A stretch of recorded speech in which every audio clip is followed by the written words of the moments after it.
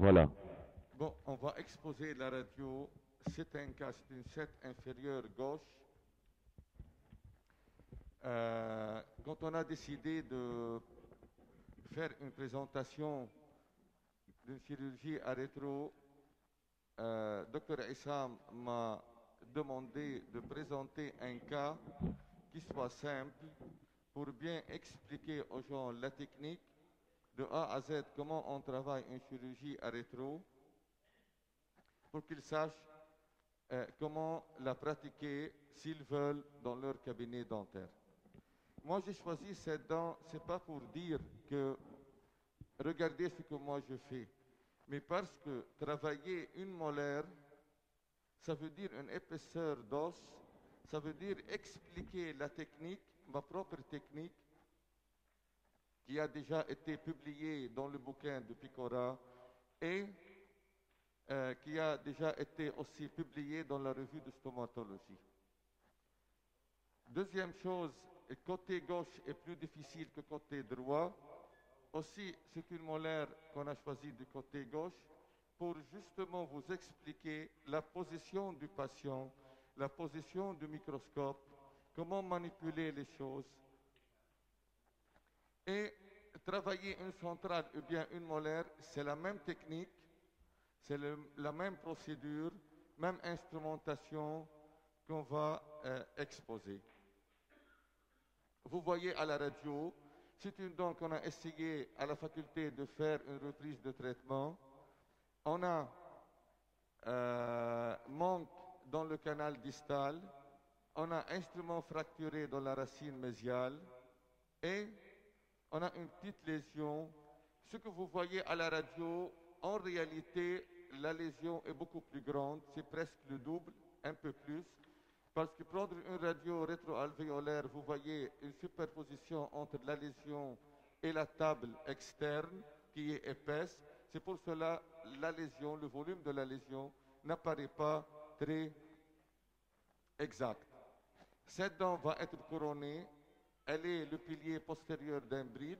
Donc, elle est asymptomatique par rapport à la patiente. On va la faire par prévention pour faire le bridge et qu'on a la tête tranquille. Euh, on va commencer par exposer un tout petit peu le plateau. Sûrement, je ne parle pas de pressel, ciseaux, pince hémostatique, etc. Je vais vous montrer les deux fraises que je travaille avec. Ce sont une fraise carbide boule et une fraise zikria chirurgicale, mais l'important c'est d'avoir une dimension de 28 mm, pour pouvoir atteindre les zones les plus profondes. Et cette turbine qui est indispensable pour travailler sous microscope, qui est angulée de 45 degrés. Ce n'est pas la turbine normale. Les instruments qu'on utilise dans l'obturation et l'exploration à rétro, c'est le petit miroir de 3 mm, le microfouloir et la microspatule. Ce sont les instruments spécifiques pour la chirurgie endodontique sous microscope. On va commencer à faire l'anesthésie. Sûrement, l'anesthésie doit être faite dans la zone de la molaire. J'ai déjà fait une tronculaire pour un peu gagner du temps. Maintenant, l'anesthésie para-apicale va être faite dans la zone allant de la 6 à la 7.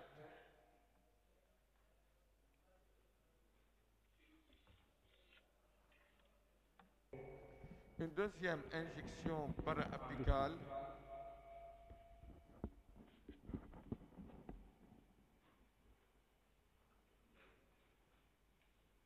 Là, au niveau de la 7, on a une ligne oblique externe qui est épaisse.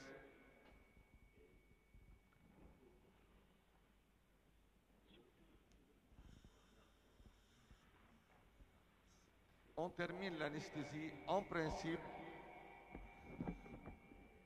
il faut attendre un quart d'heure avant de commencer la chirurgie. C'est pour cela que j'ai déjà fait un peu d'anesthésie pour un peu gagner le temps.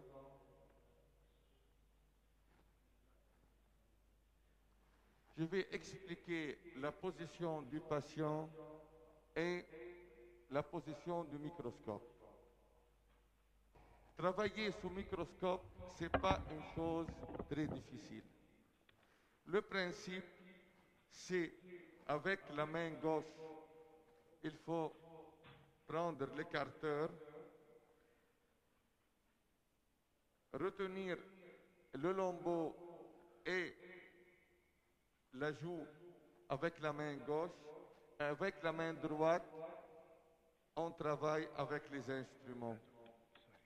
Le microscope est déjà ajusté. On ne change pas trop la position du microscope. On joue sur la position de la tête du patient. On travaille du côté gauche, donc la pompe à salive. L'assistante va s'occuper d'un seul aspirateur. C'est un petit aspirateur. Elle va me joindre tout le long de mon travail.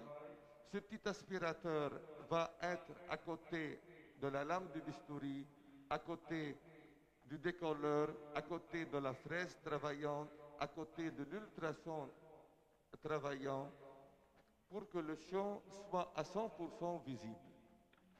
La pompe à salive, si c'est du côté gauche, elle est mise du côté droit.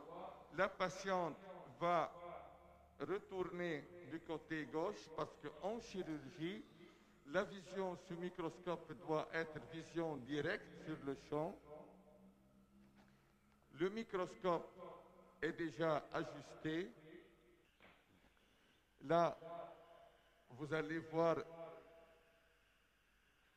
deux photos sur l'écran. Vous voyez la position du patient. Il faut tourner la tête du patient vers le côté opposé. Le microscope est ajusté. Regardez, moi je regarde au microscope. Je dois avoir une position et une vue directe sur le champ suivant lequel on va travailler. Avec la main gauche, si vous voyez sur la grande photo, la main gauche va stabiliser la tête du patient et stabiliser le lambeau avec l'écartement de la joue. La patiente est stable, le microscope est stable. C'est avec la main droite que je vais travailler avec mes instruments. On commence à travailler avec le grossissement 0,4, c'est-à-dire 4 fois agrandi. Quand on travaille la 7, ce n'est pas nécessaire de faire un grand lambeau comme si on travaille sur la 6. Si on travaille sur la 6, je ne peux pas faire ma décharge mésiale entre 6 et prémolaire parce qu'il y a le trou mentonnier. Donc, je dois faire l'incision entre prémolaire et canine. Mais vu que je travaille sur une 7, je peux faire ma décharge entre 7 et 6. Je préfère ne pas agrandir mon lambeau. On commence par une incision distale à la 7. Je passe dans le sillon. Je préfère toujours faire mes incisions dans le sillon et pas dans la gencive attachée. Une décharge entre 6 et 7. Le lambeau doit comporter la papille, c'est-à-dire ne pas faire la décharge au-delà de la papille. Il faut que la papille soit inclue dans mon lambeau. Je fais l'incision de décharge entre la 6 et la 7. la patient est stable, mon lambeau est soutenu par l'écarteur.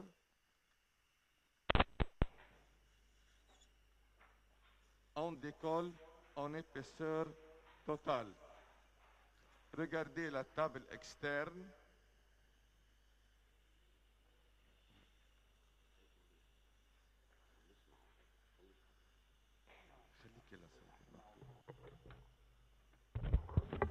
Regardez là la courbure faite par la ligne oblique externe.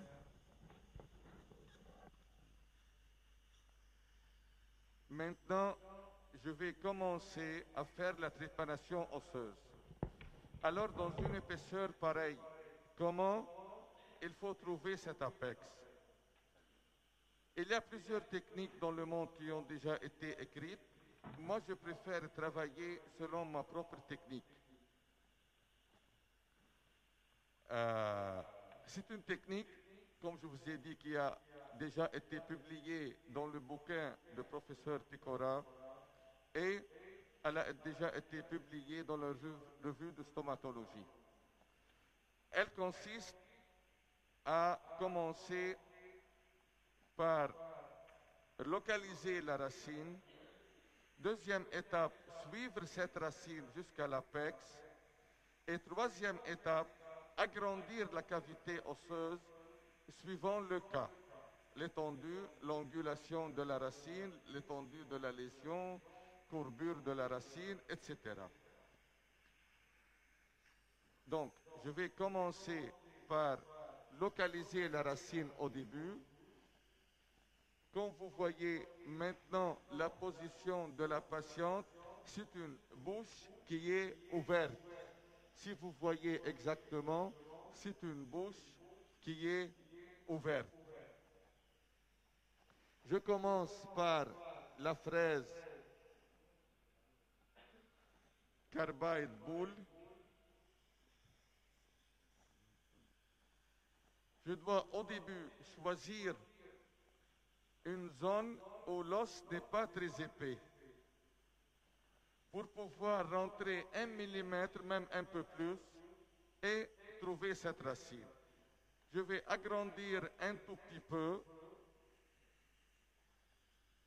Regardez à ce niveau comment la courbe de la ligne oblique externe, les racines de la molaire sont inclinées lingualement et l'os commence à être épais à ce niveau. Donc, en résumé, quand on passe au niveau de l'apex, l'os devient beaucoup plus épais dans la zone apicale de la table externe et la racine est inclinée lingualement. Donc, deux zones divergentes quand on passe en profondeur, donc augmentation de l'épaisseur osseuse. Localisez cette racine à ce niveau.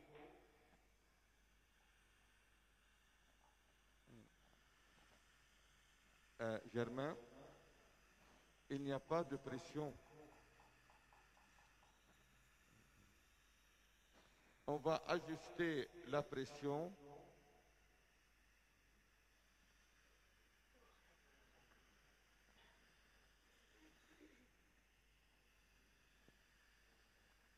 On va ajuster la pression pour pouvoir commencer. Est-ce qu'il y a des questions entre ce temps? Entre-temps, si quelqu'un a des questions, c'est un lambeau triangulaire en pleine épaisseur mucopériostée avec un trait de décharge. Il a déjà fait le décollement et il cherche la direction des racines afin de fraiser en regard de l'apex. C'est une technique propre à Dr Allam. Il suit la racine du collet vers l'apex. Évidemment, il va faire la trépanation osseuse avec une fraise boule carbide sous irrigation pour ne pas chauffer l'os et créer des complications post-opératoires. Okay. Donc, on va commencer à localiser la racine à un niveau où l'os n'est pas très épais.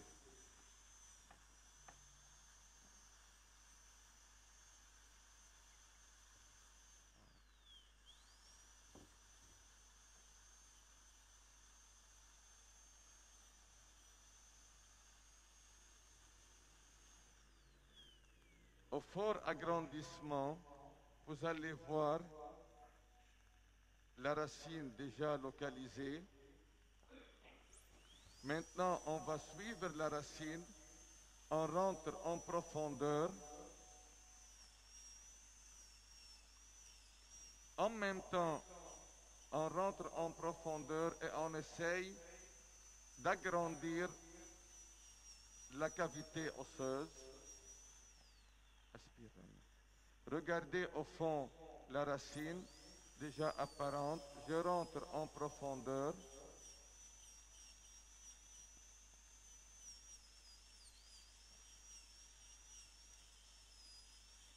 Là, on a à travailler les deux racines, distale et mésiale. Maintenant, je garde, si vous remarquez, à la grande photo, la bouche de la patiente qui est ouverte. Je vais vous dire pourquoi. Parce que je dois regarder, voir la racine en vision parallèle à la racine maintenant. Je vais suivre cette racine jusqu'au lapex.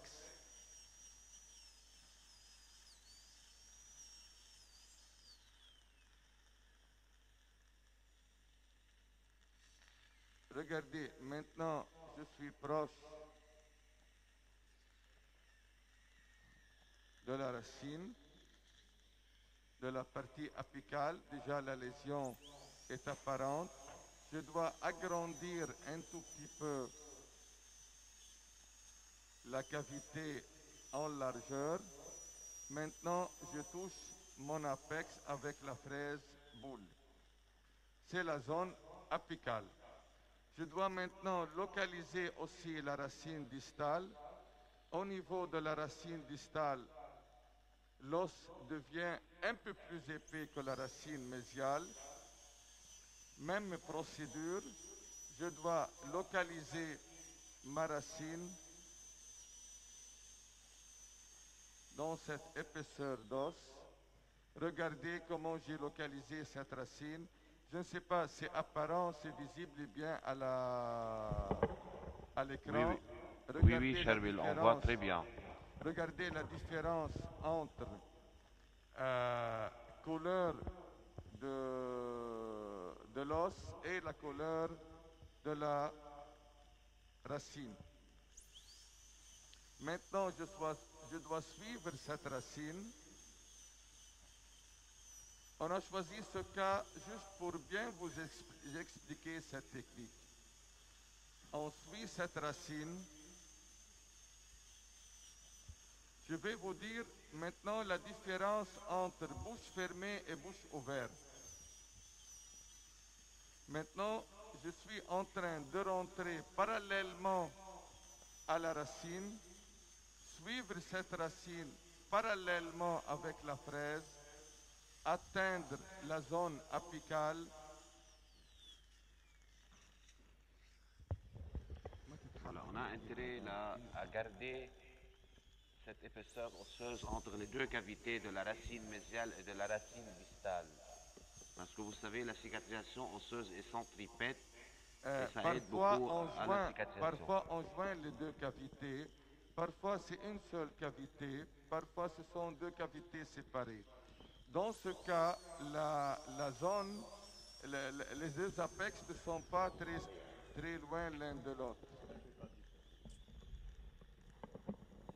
On voit bien le dépassement, Cherbil. Voilà, ça c'est l'apex de la distale. Maintenant, avec la fraise boule, je suis en train d'élargir. Regardez, les deux apex sont déjà localisés. Je passe au faible agrandissement un tout petit peu, juste pour montrer le cas, comment ça apparaît. Je vois que cette cavité osseuse doit être un tout petit peu modifiée. Je vais la modifier avec la fraise Zikria 28 mm. Maintenant, on change la fraise. Regardez, à la grande photo, je ne suis pas en train, ni la patiente bouge sa tête, ni ma main gauche bouge, ni le microscope bouge. Donc, trois positions ne doivent pas bouger. C'est juste la main droite qui est en train de travailler. Bouche ouverte. Je suis en train de modifier un tout petit peu la cavité osseuse. C'est une microchirurgie endodontique, donc la cavité osseuse pour arriver à l'apex, c'est la même que la cavité endodontique à travers la chambre pulpaire.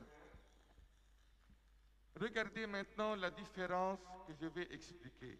Je vous ai dit, j'ai rentré parallèlement à la racine pour atteindre la zone apicale et trouver mon apex.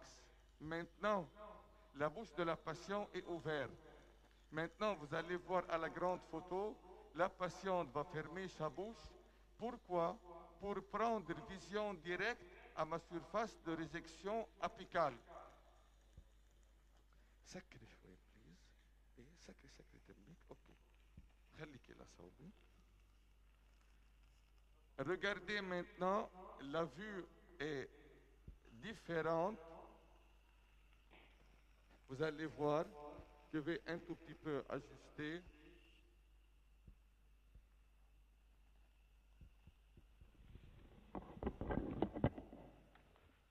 Ok, regardez, je dois prendre une vue directe à ma surface de résection. Ce que je vois, j'ai ce bord qui bloque un tout petit peu la vision directe. Donc, avec ma fraise, je dois ajuster cette cavité osseuse. Et c'est ce que j'ai dit dans la troisième étape de ma technique.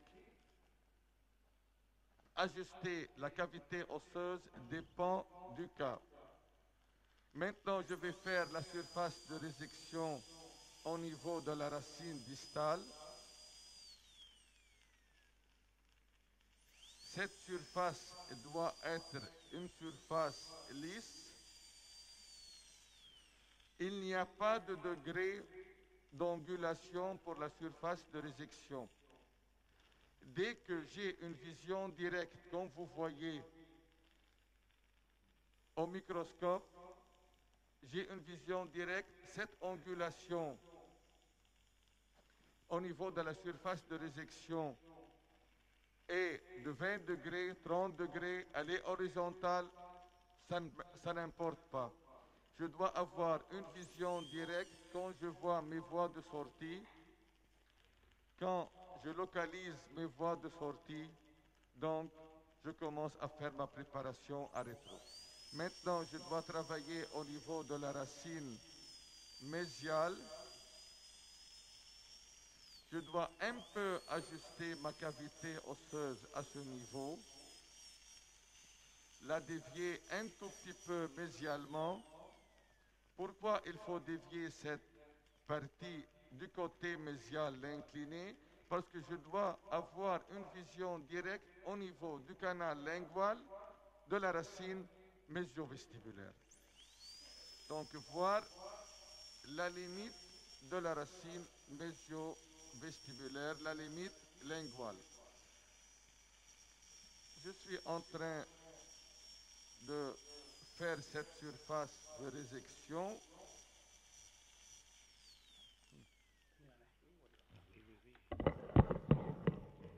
Maintenant, je dois explorer avec mon rétromiroir cette surface de résection.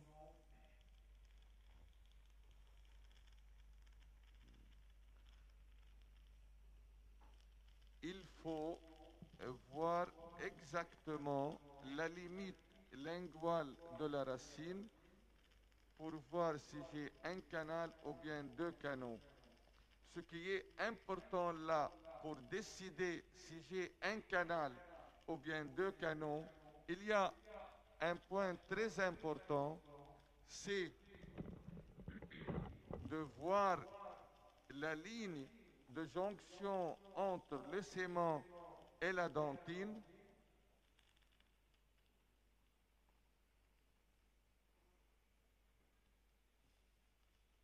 Je vais ajuster un tout petit peu mon microscope. Madame m'a pas adressé.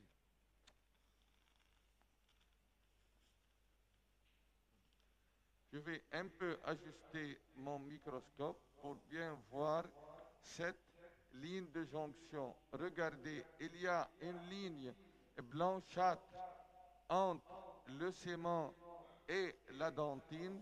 Cette ligne, je ne sais pas est-ce que c'est visible à l'écran. Il y a une ligne qui sépare, une ligne blanchâtre qui sépare. Est-ce que c'est visible, docteur Issam? La ligne entre sément et dentine, est-ce visible? Oui, à peu près, Charbel. Donc, cette limite veut dire que la racine est complètement réséquée et pas une partie oblique de la racine et reste une autre partie. Ça veut dire que là, j'ai un seul canal au niveau de cette racine mésiale. Donc maintenant, je dois commencer ma préparation à rétro. Regardez, la patiente est toujours stable.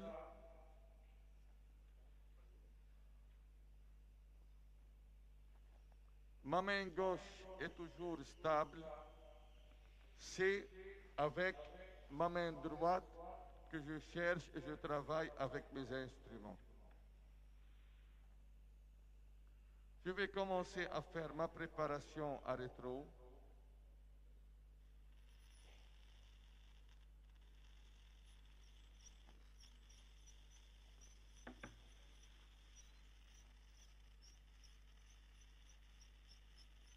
Il faut faire une préparation qui englobe ce canal. Si on a deux canaux, on fait une seule préparation au niveau des deux canaux. Il faut les joindre avec une seule préparation à rétro. Charbel, tu peux un peu expliquer à propos des inserts, Oui, les inserts il y a, diamantés, il y a l'angulation? plusieurs types d'inserts sur le marché. Il faut chercher les inserts ultrasons pour la chirurgie endodontique, qui sont trois inserts, un pour côté gauche, un pour côté droit, c'est-à-dire l'angulation qui varie, et un autre qui est droit. Il faut rentrer, les inserts varient entre 2,5 à 3 mm. Si vous remarquer, regardez mon insert, la dimension de mon insert qui est de 3 mm, qui rentre complètement dans le canal pour faire la préparation à rétro. Il faut que cet insert soit diamanté et sûrement ne pas le chercher diamanté et qu'il soit usé avec le temps. L'assistante avec ce micro-aspirateur est toujours à côté de l'insert qui travaille parce qu'elle doit aspirer l'eau et qui me permet d'avoir une vision nette. Je suis en train d'enlever un peu de la gutta. Je dois rentrer ces 3 mm dans la racine distale. Les inserts, on a des inserts de Satellec, des inserts de NSK, des inserts faits pour Satellec comme les Pro Ultra, les inserts de Kim. Regardez, maintenant je rentre dans la racine distale et voilà, ce sont les 3 mm. Regardez, quand je travaille au niveau d'une 7 ou bien au niveau d'une centrale, c'est la même chose parce qu'avec le microscope, on rentre. Voilà, maintenant vous voyez une vue globale du cas. La patiente bouche ouverte, bouche fermée, je m'excuse, pour avoir une vue directe à la surface de résection. avec le microscope, on est près, juste à côté de notre apex. Quand je travaille au fort agrandissement, maintenant quand je regarde cette surface de résection, il n'y a pas de différence entre centrale et racine mésiale d'une cercle inférieure. Parce que le microscope te transmet dans la cavité osseuse. Maintenant, je suis prêt à faire l'obturation à rétro.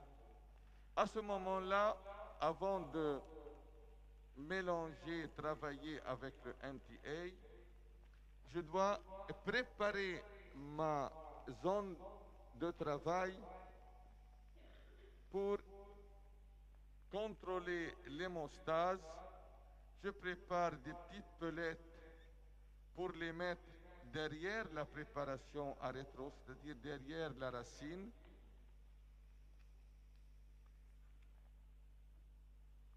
Regardez la qualité de l'hémostase. Je n'utilise pas d'agent hémostatique. Je joue sur la qualité de l'anesthésie, le temps de l'anesthésie et sur la compression avant de commencer ma préparation, l'opération de ma préparation. Regardez, je joue sur la compression. Docteur Germain va nous préparer une chose maintenant. Depuis 15 ans, on a commencé à travailler avec du MTA.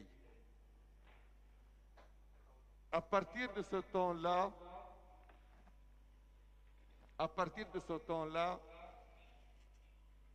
vraiment, on a réduit à 95% le taux d'échec. Donc, 95% de succès.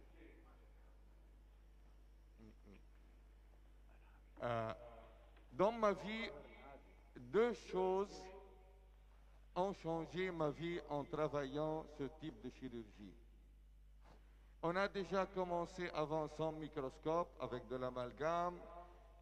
À peine on voit ce qu'on travaille. Quand on travaille une racine mésiale, c'est déjà quelque chose.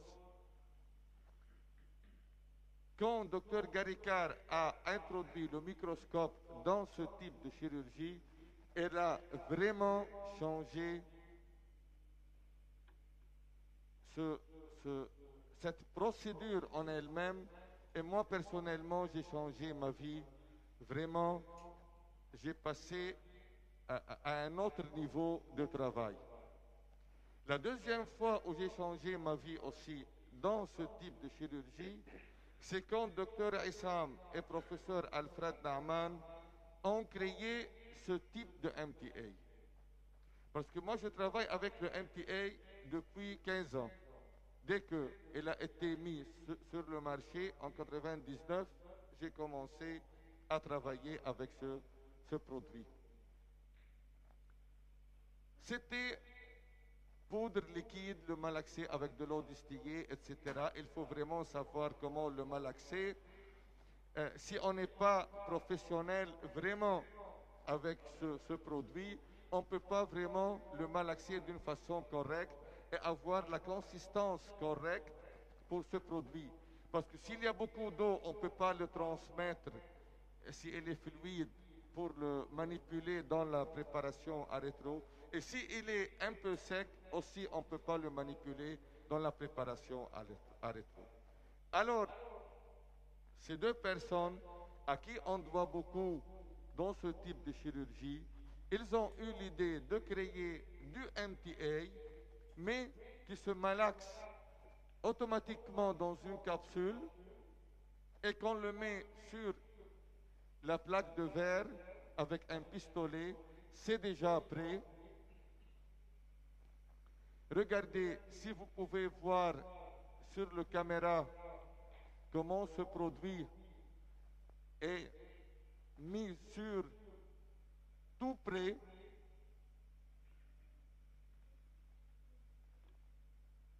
C'est déjà vu. Elle est déjà préparée. Il s'agit de le transmettre avec le petit spatule et le mettre dans la préparation à rétro à 2 ou bien 3 reprises et c'est fini. Tout est obturé. Maintenant, on revient à la patiente. Ces 2-3 minutes qu'on a perdues pour malaxer le MTA et le préparer, ce qui est important, regardez la qualité de l'hémostase au niveau de la table externe. Maintenant, je joue sur la compression à l'intérieur de la cavité osseuse. Je passe à un agrandissement un peu plus élevé.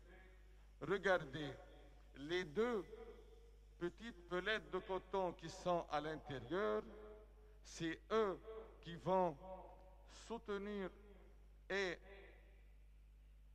stopper le MTA pour ne pas passer dans la cavité osseuse. On commence notre obturation avec un produit vraiment idéal. Merci à nos collègues, à ces 2 professeurs et merci aussi à la faculté Saint-Joseph qui nous a permis de faire cette présentation et qu'il y a des professeurs pareils dans leur service. Le microfouloir pour compacter, ce n'est pas nécessaire d'assécher à l'intérieur parce que comme vous savez, le MTA a besoin d'humidité.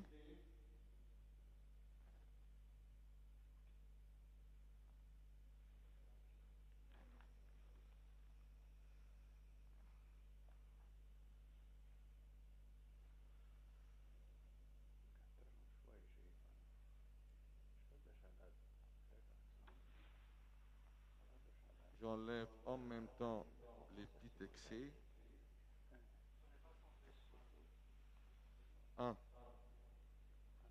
Là, c'est pas centré, comme ça. Ok.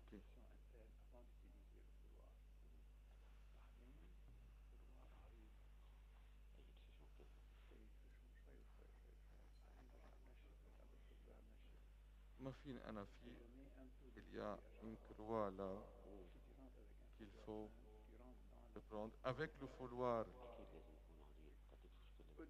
je comprime.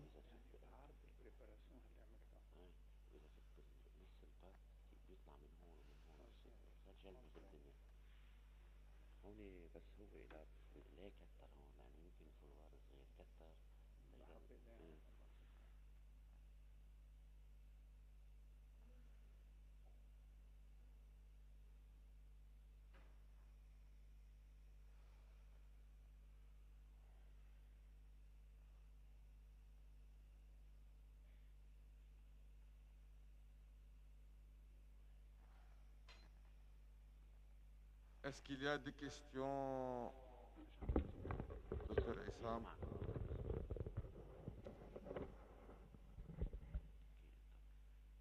Le schéma est bien visible, Fadi.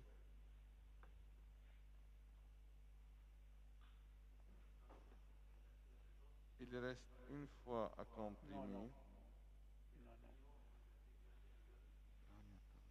Le fait qu'il y ait du sang.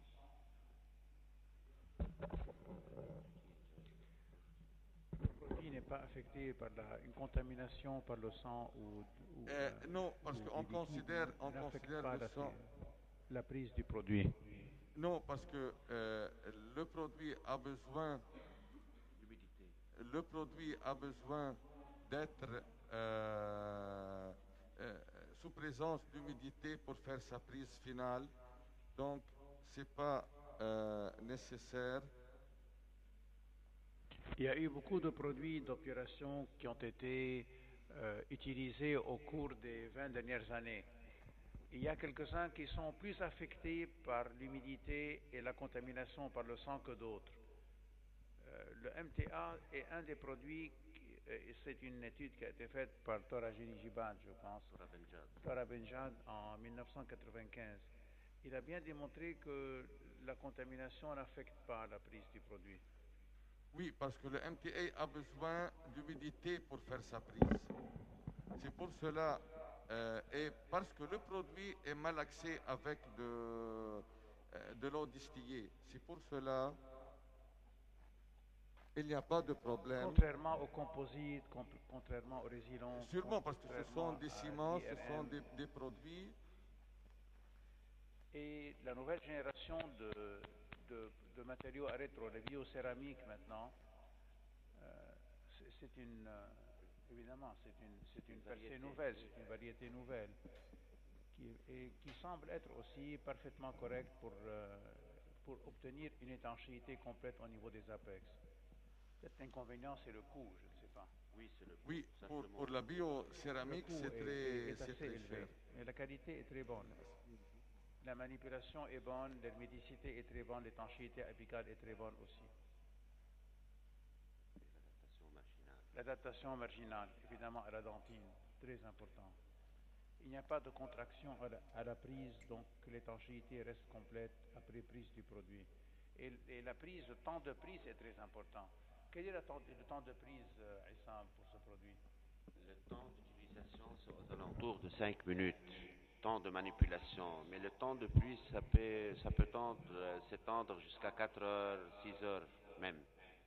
Alors, les premiers produits, juste pour vous dire, les premiers MTA qu'on utilisait il y a 10-15 ans, puisque le produit a été développé par Tora Benjad, c'était en 1995, donc c'était il y a bientôt 20 ans. La prise du produit était très lente. Il fallait 12 heures, ou même un peu plus, pour que le produit fasse sa prise. Le produit qu'Aïssam a développé, le temps de prise est beaucoup plus court.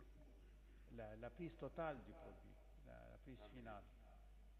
Maintenant, déjà au bout de 15-20 minutes après manipulation, on sent que le produit est sec, mais la prise totale prend quelques heures. Maintenant, pendant cette période où le produit fait sa prise, la question qu'on pose, est-ce que le sang, est-ce que l'ambiance humide qui se trouve dans cette région, c'est une plaie ouverte après tout, est-ce qu'elle peut interférer avec la prise, la modifier ou rendre le produit moins hermétique? La question est non. Apparemment, le MTA a besoin d'humidité pour que la prise se fasse. La photo est centrée, Fadi. Donc ce n'est pas quelque chose qui est en conflit avec la prise du produit et sa propriété et ses propriétés physiques. Donc assurer une bonne herméticité apicale. Alors, la question qu'on pose souvent, combien il faut pénétrer dans cet apex apicalement pour avoir un produit qui est de bonne qualité? Alors, les études ont démontré qu'il fallait pénétrer 3 mm. Et la section avec 3 mm, on peut avoir un produit qui est hermétique. On n'a pas besoin d'aller plus loin que ça. Et la quantité, en fait, la partie de la racine qu'on aime réséquer apicalement est aussi autour de 3 mm. 2 à 3 mm, parce que c'est là qu'il y a le plus grand nombre de ramifications de canaux accessoires qui peuvent causer une recontamination ou un échec de l'intervention. Donc quand on enlève ces 3 mm apicalement, on est dans une zone où il y a moins de ramifications, beaucoup moins de ramifications apicales. Donc on est beaucoup plus en sécurité. Maintenant, vous voyez l'obturation à rétro déjà faite. Yacharbet, tu attends que le produit fasse une petite prise avant de fermer, 5 minutes, 10 Non, minutes. ce n'est pas nécessaire, professeur Tawil. Non, on ferme et c'est le son qui est l'agent qui va donner l'humidité pour ce produit. Est-ce qu'on a besoin de nettoyer encore plus cette cavité apicale? Non, tous parce les débris, tous les excès? Non, tout ça va s'éliminer avec le temps. Et ce que vous voyez au microscope, c'est presque un rien, parce que c'est agrandi. Bien sûr. Voilà, ça c'est le cas final. Vous voyez la cavité osseuse. Vous voyez qu'on a travaillé dans une zone profonde d'os, vous voyez la conservation d'un bord marginal osseux pour protéger parodontalement et ne pas avoir un problème après chirurgie endoparadontale. C'est le cas final. C'est une vue. Est-ce que tu as besoin de polir ce produit Non, apicalement? non, c'est pas nécessaire. Ouais. Parce que pour les résines et les autres produits, on a besoin de faire, enfin, ils ont démontré que le polissage pourrait amener une meilleure Non, pour ce intégration produit, non. et régénération du parodonte apical. Non, pour ce produit, non. C'est pas nécessaire. Pour ce qui est polissage de la surface, avec les résines, et comme vous savez, les résines sont des variétés de ciment toxiques. On a du mal à avoir des attachements, des ligaments parodontaux au niveau des résines parce que c'est toxique. Mais les études ont montré qu'il y a un attachement parfait des ligaments parodontaux tout autour du MTA. Et une petite porosité, ça favorise un peu cet attachement, comme hier on a vu avec professeur Camilleri, sur l'état de surface entre biocéramique et MTA. Une légère porosité améliore un peu l'attachement de ces ligaments.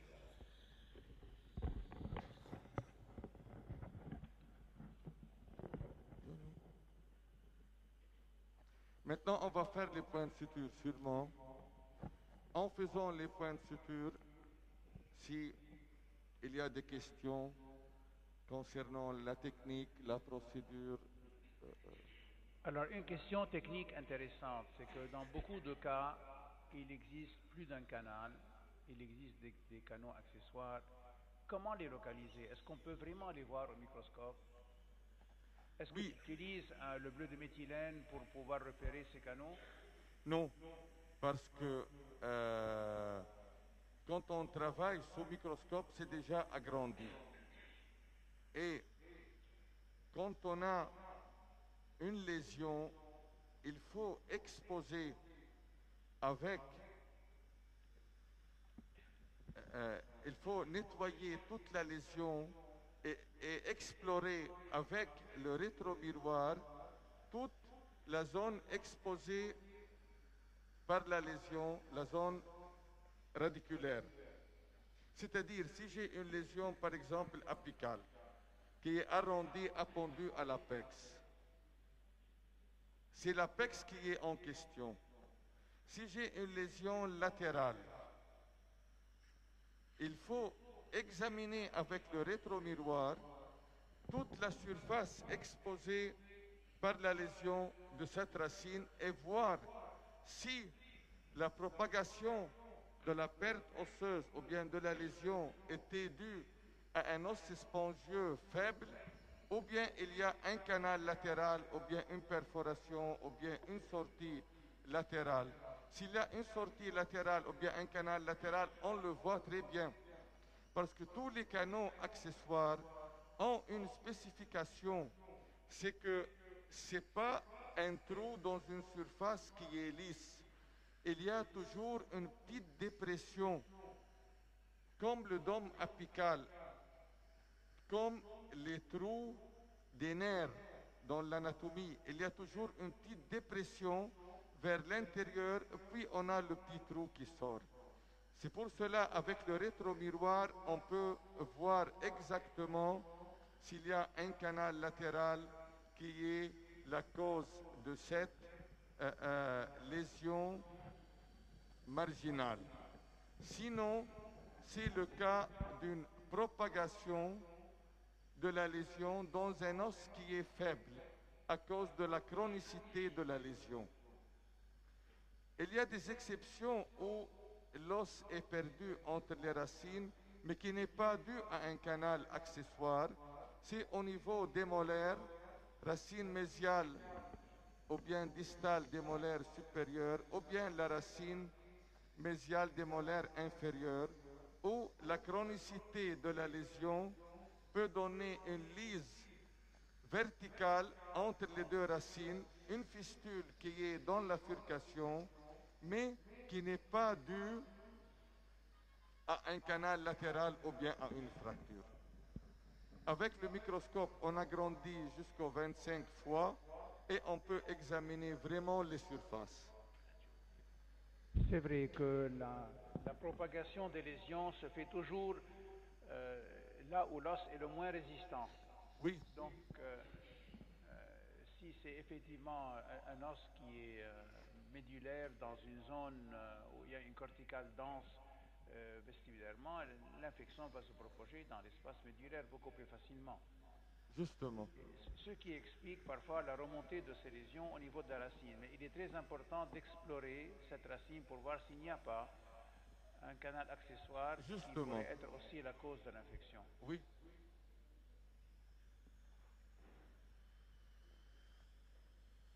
Voilà, j'ai fait mes points de suture. Je n'agrandis pas trop mon lambeau. Juste, je fais un point de suture tout autour de la dent. J'englobe les deux papilles. C'est mon premier point de suture. Puis je fais mon deuxième point de suture au niveau de la décharge. Et c'est fini. Un petit lambeau juste au niveau de la dent elle-même. Et les points de suture sont faits. Alors, une des bonnes propriétés d'un matériau d'opération apicale idéal, c'est d'avoir une capacité de régénérer le parodonte, ou bien de faciliter cette régénération. Et le MTA est un des produits, après utilisation, qui facilite la régénération ou qui ne l'empêche pas du moins. Donc on a, après résection apicale, une reformation de l'os apicalement, mais aussi un peu de sément apical et parfois même des fibres ligamentaires qui peuvent s'y insérer. Donc il y a une bonne régénération du périapex après chirurgie endodontique utilisant ce matériau. Ce qui n'est pas le cas pour l'amalgame, ce qui est moins le cas pour l'IRM ou le super EBA. Et pour le MTA et la biocéramique, la régénération est une des propriétés intéressantes du produit, des chances de régénération. Merci beaucoup, Charbel. Très très belle chirurgie. Merci à votre présence, professeur Tawil.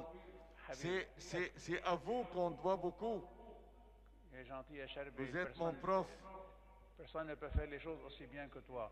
Est-ce qu'on peut prendre une radio pour voir un peu la qualité Justement, du travail? oui, on va prendre une radio, mais je vais dire une chose, toujours, il faut bien nettoyer, rincer la zone où on a travaillé, avec une compresse, donner une petite pression pour 1 minute à peu près, et laver la bouche de la patiente pour compléter notre travail à 100%. On va prendre une radio maintenant.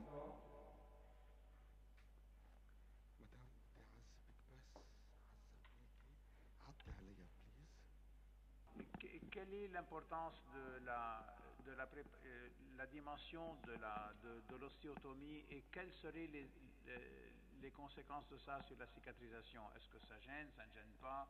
D'après ton expérience, tu peux agrandir autant qu'il faut pour voir et ceci ne pose pas de problème au niveau de la régénération? Sûrement, professeur Tawil, vous savez qu'il faut être autant conservateur que possible en éliminant une partie de l'os. Il faut toujours conserver une partie osseuse coronaire pour ne pas avoir un problème parodontal ultérieur. Il faut juste suivre la racine, travailler au niveau de l'apex.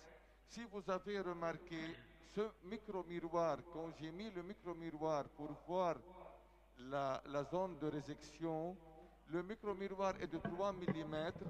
Il touchait l'os et la racine tout autour. Ça veut dire que cette partie apicale a un diamètre de 3 mm. Là, les deux cavités ont été réunies ensemble, c'est-à-dire 3 mm à peu près au 4 mm de profondeur, largeur 3 mm, 3,5 au 4 à peu près, et les deux cavités réunies ensemble, ça veut dire une dimension horizontale de 6-7 mm. Toute la zone est entre en profondeur et largeur de 7 mm à peu près. Ce que je vous ai montré, j'ai un peu modifié la cavité pour voir le bord lingual de la racine mésiale. J'ai un peu modifié le bord apical de la cavité osseuse pour avoir une vision directe. Mais tout ça, c'est de quelques dixièmes qu'on ajuste. C'est juste pour travailler au niveau de cet apex, pas plus que ça.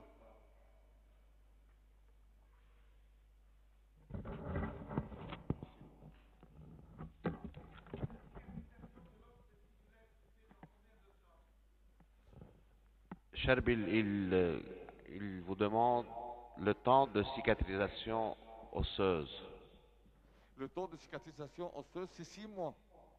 Pour avoir radiologiquement une zone qui est complète, sûrement il y a deux facteurs qui interviennent. La dimension de la cavité et l'âge du patient, si elle est jeune ou bien si elle est âgée. C'est une moyenne de 6 mois. Parfois 9 mois, 8 mois, ça dépend des gens. Mais une moyenne de 6 mois est déjà suffisante. Si on travaille une seule racine avec une cavité beaucoup plus petite, c'est-à-dire la moitié, ça va régénérer en 6 mois à 100%. Là, ça prend 6 ou bien 8 mois. C'est une moyenne. Non, il a rejoigné les deux berges du lambeau, et puis il a fait un point de suture, un seul point, nœud chirurgien séparé au fond du trait de décharge. Mais au début, il a fait un point, il a remis en place les deux berges de la plaie. Le résultat qu'on obtient à 1 an, on considère que c'est un résultat final de l'intervention, et quelles sont les possibilités de récidive à long terme? En utilisant le MTA est un produit qui ne change pas avec le temps. On peut avoir des modifications au niveau de la dent elle-même, par exemple une fracture de la racine, peut-être une nouvelle couronne, un changement de fond moignon, des traumas, mais en principe, à long terme, le matériau ne change pas. Je vois des cas depuis 10 ans. L'autre jour, j'ai pris une radio pour une patiente depuis 13 ans qu'on a fait une chirurgie obturation. Les premiers cas que j'ai travaillé avec du MTA, c'était parfait. Il n'y avait pas de problème et c'était très stable. Jusqu'à présent, on n'a pas eu de problème à long terme. Peut-être il y a des cas, mais les patients ne reviennent plus. Mais personnellement, j'avais ce problème avec le IRM et le super EBA. Mais avec le MTA, je n'ai pas vu de problème dans mon expérience personnelle. Il y a des articles qui parlent que à long terme, il y a un changement, il y a des choses, mais moi, je n'ai pas fait cette expérience. Je ne l'ai pas. Voilà la radio finale. Vous pouvez très bien voir l'obturation au niveau de la racine mésiale et l'obturation au niveau de la racine distale. Juste pour vous dire une chose, regardez que les racines n'ont pas été raccourcies comme on fait dans des autres chirurgies à rétro. Regardez, avec ma technique, et la cavité osseuse est la plus petite possible, et j'ai réséqué juste le nécessaire des racines. On ne raccourcit pas les racines, juste pour mentionner ceci à la radio. Vous voyez, la longueur, c'est presque la même. Tout à fait comme si c'était un traitement canalaire conventionnel. Ça, c'est l'avantage du microscope et de l'ultrason. Merci beaucoup, Cherbil. Merci à vous.